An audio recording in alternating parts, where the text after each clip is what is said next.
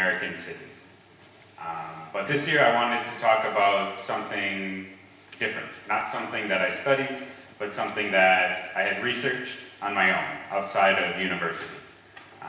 Because when I came here and I started teaching English as a language assistant, I realized there are many things that I say that are different from your textbooks. I don't say them in class, but when I'm with my friends, I say them.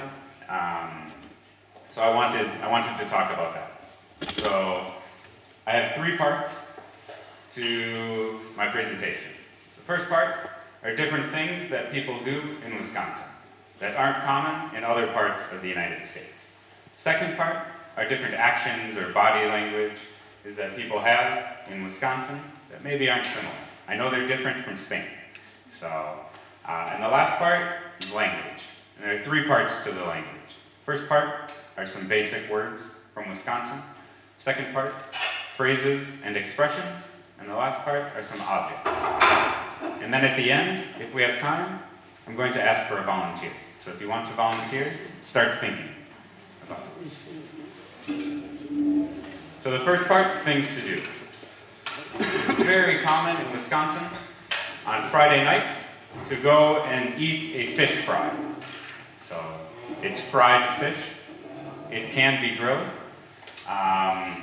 The tradition started a long time ago because Christians would, the 40 days before Easter, they wouldn't eat meat except for fish on Fridays. So that's where the tradition started. But nowadays, restaurants have special offers every Friday during the entire year. And it's always, you can see in the picture, fried fish, usually cod, which is very common here. Some of you maybe know what that is in Spanish. Potatoes, it can be chips or French fries. Or in this picture, they're called potato pancakes. And they're flat, fried potatoes with applesauce. They're very good. And sauerkraut. So it's very common on Fridays to do this with your friends or family. I know my mom goes almost every Friday, so she loves it. I don't love it that much, just sometimes. Another thing is called a corn roast. So people eat corn on the cob, but they roast it on the grill. And many people, or many schools, organizations, they will have a fundraiser where they sell the corn. They have an event called a corn roast, and they sell the corn to people, and that's how they raise money for their school, for their club, their organization. So it's very popular, for especially schools, to have them. Or a football club, or a swimming club, something like that. This one, tailgating. Have you heard of tailgating before? Anybody? No? Okay. I tried to do different things than my first time I went to everybody's class. But, so tailgating is very popular before a sporting event. A baseball game, a football game, anything like that. Because in Wisconsin, the stadiums are outside the city. Similar to here in LaGrone. It's outside of the center of the city. And around the stadiums are parking lots.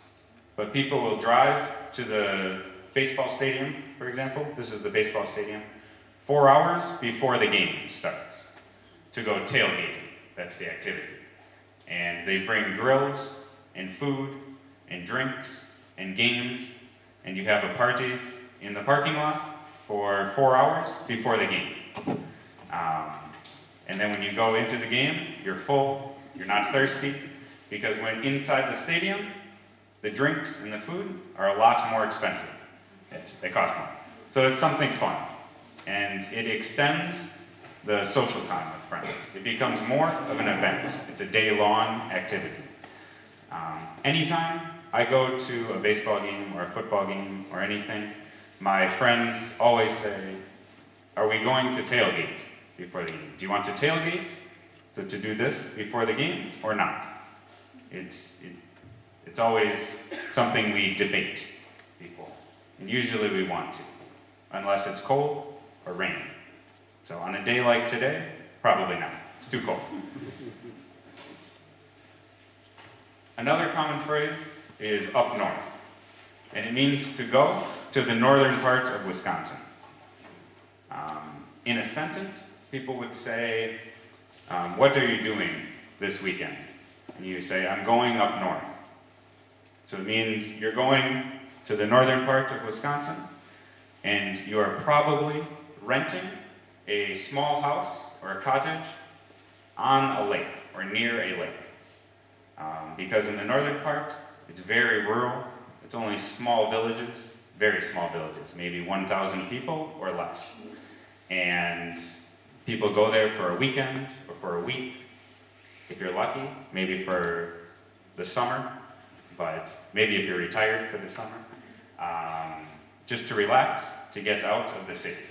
So one type of holiday or vacation that people take. Another one is festivals, festivals, festivals. There are lots of festivals in Wisconsin. As many of you know, it's cold in Wisconsin during the winter. Yesterday in my city, it snowed 17 centimeters. But it was unusually cold, similar to here. It's not normally that cold in November. In January, yes, but not in November. But during the summer, there are festivals every weekend. So from June until September, there's a different festival every weekend. And these are some of them. There's a cranberry festival, Summerfest, which is the world's largest music festival by attendance of people. It's a 10-day festival, and they have 10 stages with different bands all day, from 12 o'clock until 3 o'clock in the morning. And for $10 every day, you can go to the festival.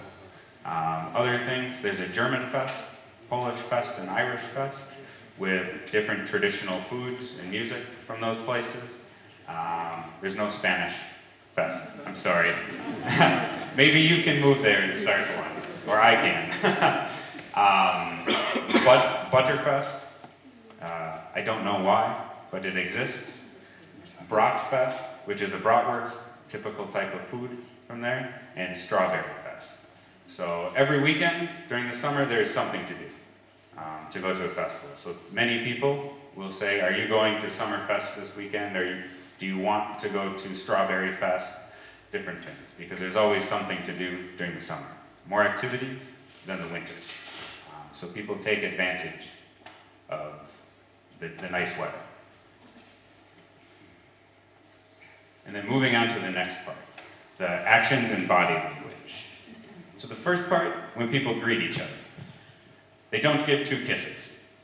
I remember when I first arrived here, and somebody tried to give me 2 kisses. It's, whoa, you're too close, too much contact for me.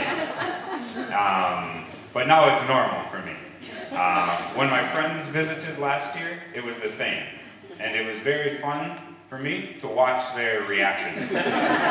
Because somebody said, oh, hi, and they started to give it to, and my friends went for the handshake. So usually people keep their distance. You keep your distance, so you stay further away, especially when meeting new people. Maybe with friends, you would give them a hug, or family.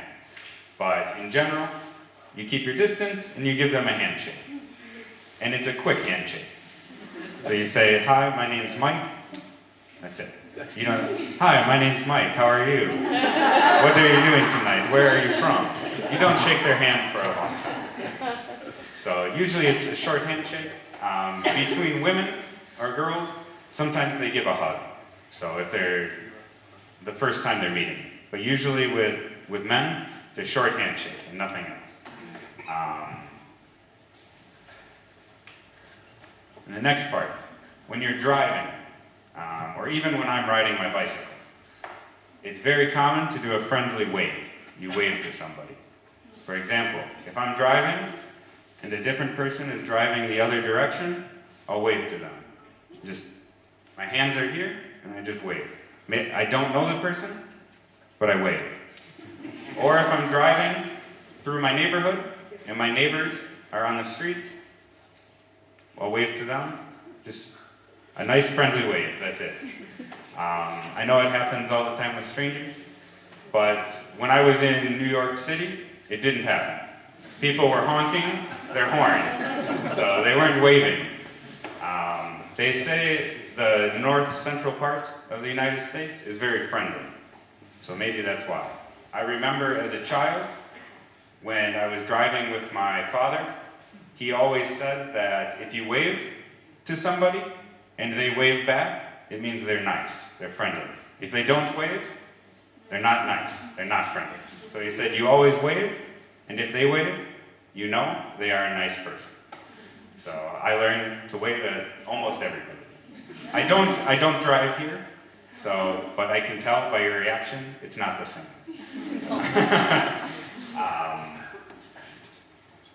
Another part, having a conversation.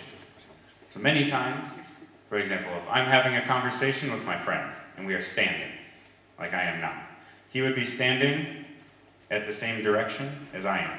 And we talk and look at each other, but then look at the horizon or off in the distance. We wouldn't stand directly at each other. So it's not impersonal, it's just something we do, I don't know. So in general, if you're sitting at a cafe, at the table, obviously, you're sitting across from the person, directly. But otherwise, you're at an angle. So with my friends, that's how it usually is. So because you're not talking like this, you're talking like this. Another part. I apologize if the pictures are difficult to see, but it's called the long goodbye. And this happens especially with friends and family. For example, if I'm at my mother's house or my grandmother's house, and I say, oh, I should get going, I should leave.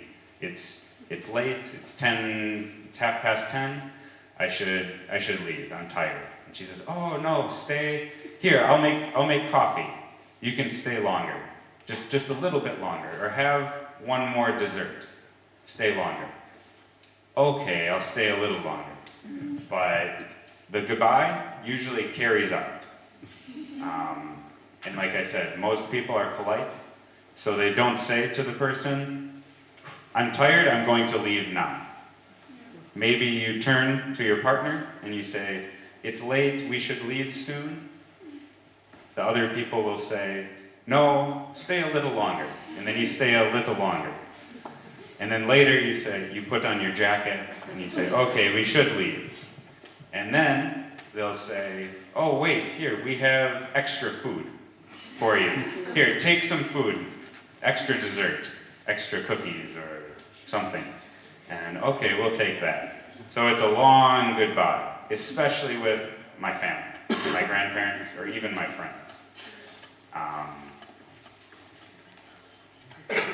And then it's difficult to see, but many people, when you're leaving and you're driving, they will wave the entire way. So when I leave my mom's house, my dad's house, my grandparents' house, I go to my car, and if it's nighttime, I flip on the light, and they stand in the door, and I wave, and you continue to wave until you can't see the other person. So everybody in my family or my friends, they always do that. And if they live on a very long street, you wave the entire time. So luckily, at my mom's house, if you go one way, there's a big tree. So after the tree, they can't see you. If you go the other way, you have to wait and turn, and it's a longer, they can see you for a longer amount of time. So it's common to wave out the window the entire way until you can't see them anymore. Last part is saying hi to strangers on the street. For example, when I'm walking down the street or in the supermarket, if somebody is coming the other direction, similar to in the car with a wave, and you make eye contact, you say, hi, hello. So when I arrived here, I did that to people on the street, and they made a face. They said, "What are you doing? Why do you say?" I didn't say hello or hi. It was in Spanish. But it was the same when I was in Miami or Boston or other cities. Just walking down the street, if I made eye contact with the person, I said, "Hello."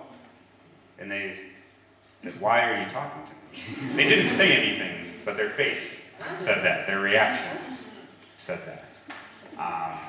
So it's common from Wisconsin and the north central part of the United States.